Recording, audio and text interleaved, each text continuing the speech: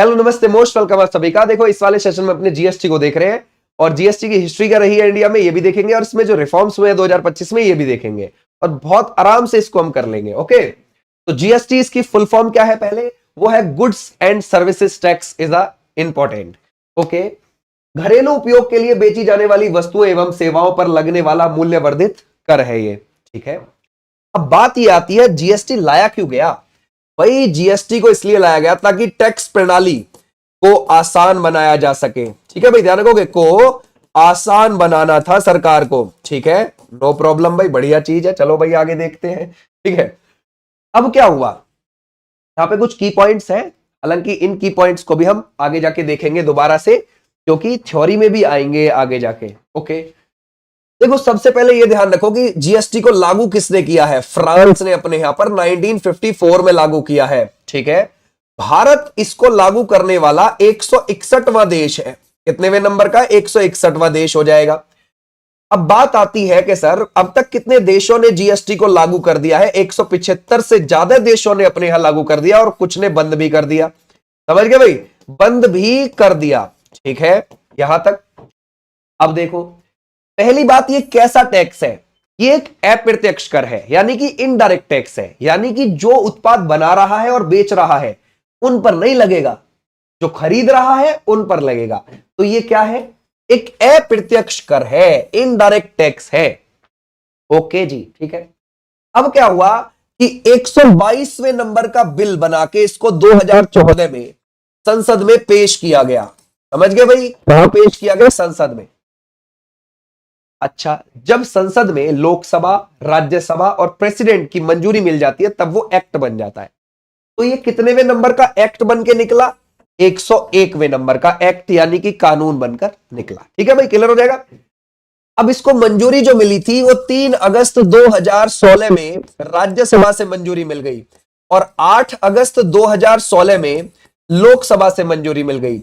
8 सितंबर 2016 में प्रेसिडेंट की मंजूरी मिल गई और जैसे ही प्रेसिडेंट की मंजूरी मिली ये एक्ट बन गया, कानून बन गया। जो बिल था 122वें नंबर का वो 101वें नंबर का कानून बनकर निकला। अब आप सोच रहे हो सर पेश तो 122वें नंबर का हुआ और एक्ट 101, यानी कि कुछ बिल अभी भी पेंडिंग है संसद के अंदर। ठीक है, जैसे जैसे पास होते रहते वैसे नंबरिंग पड़ती रहती है भाई। ठीक है, ओके।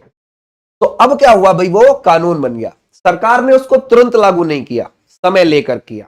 कब किया लागू? वो किया 1 जुलाई 2017 को लागू कर दिया। ठीक है भाई, 1 जुलाई 2017 को। ओके, अब इसमें 17 प्रकार के अप्रत्यक्ष कर शामिल हैं, यानी कि 17 जो इनडायरेक्ट टैक्स थे उनका एक ही सॉल्यूशन निकाल दिया सरकार ने। ठीक है भाई, जीएसटी। ओके, इसका हेडक्वार्टर कहां पर है? नई दिल्ली में है। जीएसटी दिवस हम 1 जुलाई को ही मनाते हैं क्योंकि 1 जुलाई को यह लागू हुआ था। इसका संग्रहालय आपको म्यूजियम गोवा के अंदर देखने को मिल जाएगा। ठीक है भाई, क्लियर हो जाएगा। और ये कौन से वे नंबर का आपको देखने को मिलेगा? संविधान संशोधन 2016 101वें नंबर का, ये भी आप ध्यान रखोगे। ठीक है भाई। अच्छा, इसके जो आपको एम्बेसडर लगते हैं वो कौन है? अमिताभ बच्चन जी हो जाए। ओके, यहां तक हमारी बात डन हुई। अब आगे बढ़ते हैं। अब जो ये 17 अप्रत्यक्ष कर इसमें शामिल है और 23 अधिभार भी शामिल है। जो रोजमर्रा की जीवन में आप वस्तुओं को यूज करते हो उनके ऊपर जो टैक्स लगते हैं वो अधिभार भी बोले जाते हैं। ठीक है भाई, तो 17 अप्रत्यक्ष कर और 23 अधिभार इसमें शामिल है। ठीक है, अब अप्रत्यक्ष जैसे कि एग्जाम्पल के लिए उत्पाद शुल्क, सीमा शुल्क, वैट सेवा, ये ध्यान रखोगे इनडायरेक्ट में ही आते हैं। ओके, आ जाओ भाई अब नेक्स्ट पर। अब इसको लागू करने वाला पहला राज्य बन गया था असम, जिसने 1 जुलाई में ही अपने यहां पर लागू कर लिया था। ध्यान रखोगे कब कर लिया था? 1 जुलाई 2017। ठीक है भाई, उसमें यह लागू हो गया। फिर उसके बाद कौन सा हो गया? बिहार। उसके बाद तेलंगाना हो गया तीसरा। थर्ड कौन सा रहा? तेलंगाना। ठीक है, तीसरा हो गया तेलंगाना। लेकिन आखिर था जम्मू कश्मीर। ठीक है, ध्यान रखोगे जो लास्ट वाला था वो जम्मू कश्मीर में लागू हुआ। ओके, अब इसकी चीजों को पढ़ना शुरू करते हैं। हमने यहां तक अब तक जो मोटी मोटी चीज देखी थी जो तुम्हें याद आ जाए ताकि कि हाँ भाई इसका क्या क्या रहा। अब देखते हैं स्टार्टिंग से। भारत में जीएसटी का जनक जो बोला जाता है वो अटल बिहारी वाजपेयी जी को बोला जाता है। ठीक है, वाजपेयी सरकार द्वारा जीएसटी की अवधारणा प्रस्तुत की गई तथा एक टास्क फोर्स का गठन किया गया। इसका किया गया है, टास्क फोर्स का गठन किया गया है। ठीक है, तो भारत में जीएसटी का जनक किसका हो गया भाई? भारत में जीएसटी का भारत में जनक, ठीक है भाई, ध्यान रखोगे तो आप क्या लिखोगे? अटल बिहारी वाजपेयी जी को बोलोगे। ठीक है भाई, क्लियर हो जाएगा यहां तक? ठीक है भाई, क्लियर हो जाएगा?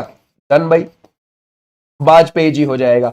भारत रत्न भी मिल चुका है इनको, ये ध्यान रखना। ओके, अब भाई क्या बना दी थी उस समय पर? एक टास्क फोर्स बना दी थी। ओके भाई, विजय केलकर समिति ने अप्रत्यक्ष करों पर टास्क फोर्स के हिस्से के रूप में 2003 में जीएसटी यानी कि वस्तु एवं सेवा कर का प्रस्ताव दिया था।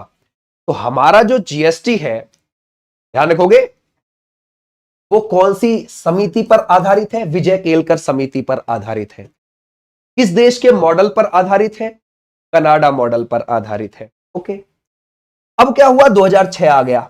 2006 में वित्त मंत्री पी चिदम्बरम ने जीएसटी कार्यान्वयन के लिए लक्ष्य तिथि निर्धारित कर दी कि हाँ भाई हम जीएसटी ले आएंगे। कब से? ध्यान रखोगे, उन्होंने अपने बजट भाषण में 1 अप्रैल 2010 की तारीख तय करी थी कि हम तब ले आएंगे। समझ गए? यानी कि मामला ढीला था और नहीं आ पाया। जो डेट रखी थी उन्होंने उस हिसाब से नहीं आ पाया। ओके, क्लियर हो जाएगा? अब आपको पता है कि भाई राज्यसभा में 3 अगस्त 2016 को पारित कर दिया गया और लोकसभा में 8 अगस्त 2016 को पारित कर दिया गया और 3 नए इसमें अनुच्छेद जोड़े गए। कौन कौन से? 246 ए और 269 ए और 279 ए, है ना? याद रखेंगे, 246 ए, 269 ए, 279 ए। ओके ओके भाई, अब आ जाओ आगे। सिफारिश, विजय केलकर समिति 13वें वित्त आयोग के अध्यक्ष रहे थे ये।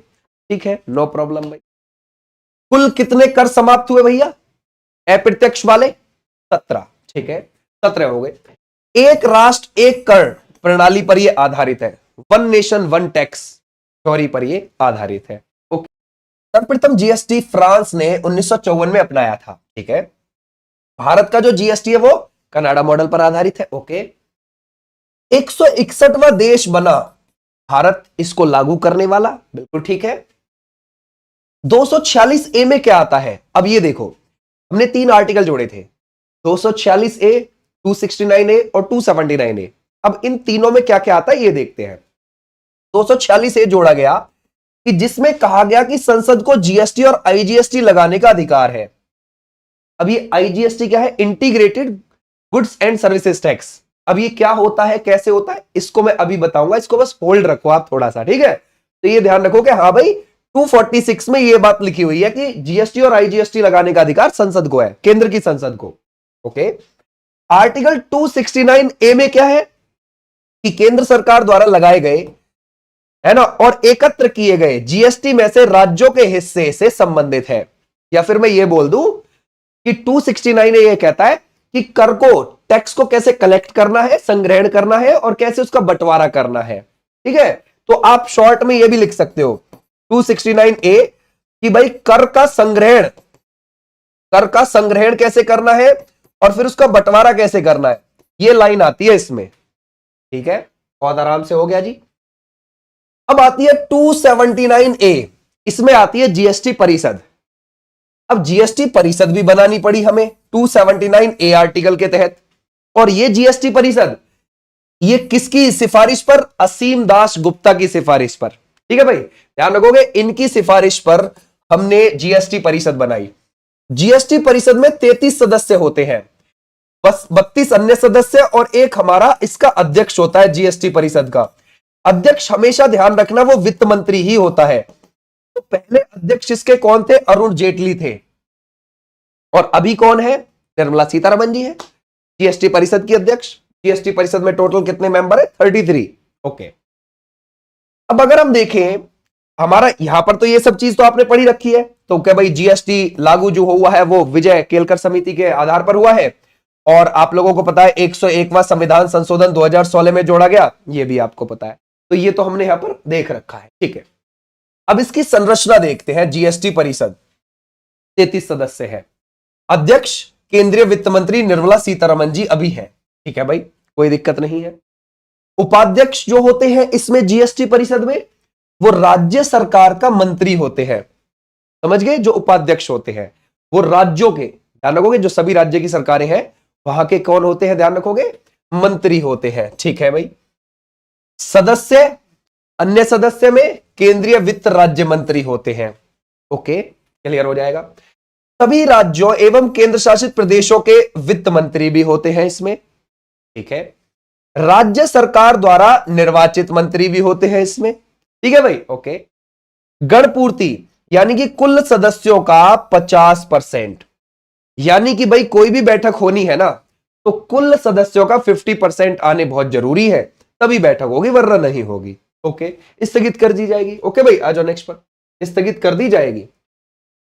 अब देखते हैं कि सितंबर 2025 में जो हुई है 56वीं जीएसटी काउंसिल की बैठक, उसमें बड़े बदलावों पर सहमति बनी है।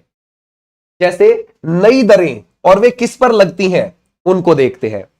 पहले जो थी जीएसटी में दरें वो 0, 5, 12, 18, 28 ऐसे थी। तो आप 0 को भी स्लैब में काउंट करोगे, ये ध्यान रखना। पहले कितनी स्लैब थी? 5। अब आप यूं कहने लगोगे सर नहीं, 0 को नहीं करेंगे। तो जो अभी यूपी पुलिस का एग्जाम हुआ था ना कांस्टेबल का 2024 में, अगस्त के लास्ट में, उसमें 5 को ही माना गया था। तो ये थोड़ा ध्यान रखना है, ठीक है, आंसर की के हिसाब से। तो उसमें 0 को भी माना गया है। ठीक है। तो उस समय पर 0, 5, 12, 18, 28 उस समय पर थी। लेकिन अब क्या हुआ कि जैसे ही 56वीं जीएसटी काउंसिल की बैठक हुई है, अब बदलाव हो गए हैं। अब कितनी बची है? 0, 5, ठीक है, ध्यान रखोगे, 18 और 40। अब आप बोलोगे 40, हां, एक नई आ गई है 40। तो अभी कितनी स्लैब है हमारे पास? अभी है 4। तो ये मत सोचना कि कभी 3 लगा दो तुम, क्या हमारे पास तो जी 3 ही है बस। नहीं, 3 मत बताना, 4 ही बताना भैया। ठीक है, वो मैं अभी बता दूंगा तुम्हें कैसे है। देखो, अब देखो 5% स्लैब पर देखते हैं, 0 वाली भी अभी बताऊंगा। ठीक है। दैनिक उपयोग की आवश्यक वस्तुएं इन स्लैब में आती हैं, जैसे पनीर, घी, साबुन, शैंपू। क्लियर है? आ जाओ अब आगे देखते हैं। 18% स्लैब, यह कई अन्य सामानों और सेवाओं पर मानक दर है। ओके। 500 से अधिक कीमत वाले खेल आयोजनों के टिकटों पर 18% कर लगता है। यह भी आप ध्यान रखोगे। ठीक है भाई, क्लियर हो जाएगा। अब टिकट हो गए महंगे, समझ गए भाई, ये भी आप ध्यान रखना। ठीक है। अब 40% जो विशेष दर आई है नई, उसको देखते हैं। तंबाकू, पान मसाला और कार्बोनेटेड ड्रिंक, या फिर बड़ी कारें और व्यक्तिगत उपयोग के लिए विमान जैसे लग्जरी सामानों पर 40% की विशेष टैक्स दर होगी अब। तो ये अलग से नई दर आ गई है, अब ये ध्यान रखोगे। ओके। अब जो छूट है 0%, ये भी स्लैब में ही शामिल है, ये ध्यान रखना। ओके। जीवन और स्वास्थ्य बीमा प्रीमियम पर जीएसटी पूरी तरीके से हटा दिया गया है। ओके। कैंसर और अन्य गरीबी बीमारियों के लिए जीवन रक्षक दवाओं पर भी जीएसटी माफ कर दिया गया है। ओके। मानचित्र, चार्ट, ग्लोब, पेंसिल, शार्पनर, अभ्यास बुक, नोटबुक और रबड़ जैसी कुछ शैक्षिक वस्तुओं पर भी जीएसटी 0 है। ठीक है। ओके। बोलता है जीएसटी के प्रकार कितने हैं? जीएसटी के 4 प्रकार हैं। वो 4 कौन थे, कौन कौन से हैं भाई? है ना भाई, आ जाओ इधर। बोलता है जीएसटी के प्रकार कौन से हैं? जीएसटी के 4 प्रकार आपको मिलेंगे। वो कौन से हैं? एक तो है स्टेट जीएसटी, एक है सीजीएसटी, एक है आईजीएसटी। स्टेट का जीएसटी, केंद्र वाला सेंटर का जीएसटी, और इंटीग्रेटेड अंतरराज्यीय जीएसटी, और यह है यूटी जीएसटी, केंद्र शासित प्रदेश वाला। केंद्र शासित प्रदेश वाला जीएसटी है ये आपने ध्यान रखना है। अच्छा, तो 4 प्रकार हो गए आपके पास जीएसटी के। अब ये जीएसटी लगता कैसे है, क्या वजह है इसकी लगने की, देखते हैं थोड़ा सा। देखो ध्यान से, बस यही चीज यहां पे समझ लायक है ना, और इसमें कुछ खास इतना नहीं है इंपॉर्टेंट। मेन चीज ये है कि मान के चलो आप यूपी के रहने वाले हैं और आपने कोई उत्पाद बनाया है, और 10,000 रुपए में कोई आपने उत्पाद बनाया है। ठीक है, बना दिया जी प्रोडक्ट, और जो खरीदने आया बंदा, उसको वो जो प्रोडक्ट मिला है ना, वो मिला है कितने का? 11,800 रुपए का। तो इसमें 1,800 रुपए बढ़ गए, तो ये जो बढ़ा है ये क्या है? यही तो जीएसटी है। इसी को तो सरकार लेगी। अब ये जीएसटी का बंटवारा कैसे हो जाएगा? 50-50% हो जाएगा। 50% राज्य के खाते में गया जिसको हम बोलते हैं स्टेट जीएसटी, और 50% केंद्र के खाते में गया जिसको बोलते हैं हम सीजीएसटी। तो हमेशा ध्यान रखना केंद्र और राज्यों के बीच में कौन कौन से दो लग रहे हैं यहां पर। अगर आप केंद्र का केंद्र में ही उत्पाद बेच रहे हो और बना रहे हो, ठीक है भाई, तो ध्यान रखोगे वो हो जाएगा यहां पर एसजीएसटी और सीजीएसटी। ठीक है, तो क्लियर हो जाएगा। 50-50% गया। ओके, अब एग्जाम्पल के लिए आप किसी केंद्र शासित प्रदेश के रहने वाले हो, और केंद्र शासित प्रदेश के रहने वाले हो, आपने केंद्र शासित प्रदेश में ही किसी को प्रोडक्ट बेच दिया। सेम भाई 10,000 का कोई आपने प्रोडक्ट बनाया है, अगले वाले को मिला है 11,800 का, और इसमें कितना हो गया भाई 1,800। जो ये बीच में खरीदने वाला ने जो पे किया है 1,800 रुपए फालतू, यही तो जीएसटी है। जो खरीदने वाला पे कर रहा है यही तो जीएसटी है। और इसमें भी 50-50% बंटवारा हो जाएगा। यूटी जीएसटी लगेगा यहां पर, याद रखोगे। यूटी जीएसटी ये केंद्र शासित प्रदेश की सरकार की जेब में गया, और 50% केंद्र, ध्यान रखोगे, केंद्र सरकार की जेब में गया। ये केंद्र शासित प्रदेश की सरकार में गया, जेब में गया, और ये वाला ध्यान रखोगे 50% ये केंद्र सरकार की जेब में गया। ऐसे आपने ध्यान रखना है। जैसे मान के चलो दिल्ली की हम बात कर रहे होते तो, है ना भाई, दिल्ली की अगर हम बात करें तो दिल्ली सरकार की जेब में 50% गया 900 रुपए, और 900 रुपए गया केंद्र वाली के हाथ में। ठीक है भाई, बट के, तो यहां भी 50-50% डिवाइड हो गया। ये ऐसे ध्यान रखना है। ठीक है भाई, क्लियर हो जाएगा। ओके, यहां तक हमारी बात हो गई। अब मान के चलो, जैसे एग्जाम्पल के लिए ये दो एग्जाम्पल तुम्हारे सामने बहुत बढ़िया रहे। अब मान के चलो कोई यूपी का बंदा महाराष्ट्र में अपना प्रोडक्ट बेचने गया है। इस बार सिचुएशन अलग अलग राज्य की हो गई। यहां कैसे जीएसटी लगेगा? यहां लगेगा, ध्यान रखोगे, कौन सा? यहां लगेगा आईजीएसटी, यानी कि इंटीग्रेटेड जीएसटी लगेगा। यहां अंतरराज्य जीएसटी लगेगा। कैसे? मान के चलो यूपी के बंदे ने कोई प्रोडक्ट 10,000 रुपए में बनाया और महाराष्ट्र में किसी बंदे को उसने बेच दिया। कितने में बेच दिया? वही 11,800 में बेच दिया। तो फिर यहां से कितने कमाए गए भाई? यहां से ध्यान रखोगे 1,800 रुपए, यानी कि जीएसटी कितना हुआ इस पे? 1,800 रुपए हुआ जीएसटी। अब इस जीएसटी का बंटवारा कैसे होगा? तो जिसने प्रोडक्ट बनाया है ना, उसके जेब में जाएगा 50%, और फिर केंद्र सरकार की जेब में जाएगा। समझ गए? ये वाला सीजीएसटी। ठीक है भाई, क्लियर हो जाएगा। केंद्र सरकार जरूर 50% मारेगी इसमें, ये बात ध्यान रखना। ठीक है भाई, तो 900 रुपए वहां गए, और जिसने प्रोडक्ट बनाया 900 रुपए उसके हाथ में गए। इसको बोलते हैं, यहां पर जो लगा है, यहां पर लगा है आईजीएसटी और सीजीएसटी लगा है यहां पर। ये आपने ध्यान रखना। ठीक है, क्लियर हो जाएगा। बहुत आराम से आप इसका हिसाब लगा सकते हो कहां पर कौन से टैक्स लगते हैं। तो उम्मीद है ये आगे होगा यहां पे आपकी समझ में। अब आगे बढ़ते हैं। जीएसटी नंबर 15 अंकों का एक यूनिक कोड होता है। ओके, जीएसटी में शामिल नहीं है मादक पेय पदार्थ, पेट्रोलियम उत्पाद और रियल एस्टेट। ओके, अब थ्रेशोल्ड सीमा क्या होती है? अगर आपसे कभी ऐसा पूछा जाए, वह न्यूनतम राशि जहां से जीएसटी लगना शुरू होता है उसको बोलते हैं। 20 लाख से अधिक वार्षिक टर्नओवर वाले व्यापारियों को जीएसटी रजिस्ट्रेशन करवाना अनिवार्य है। लेकिन ध्यान रखना, जो पहाड़ी इलाके हैं ना, ये वहां पर है, पहाड़ी इलाकों में।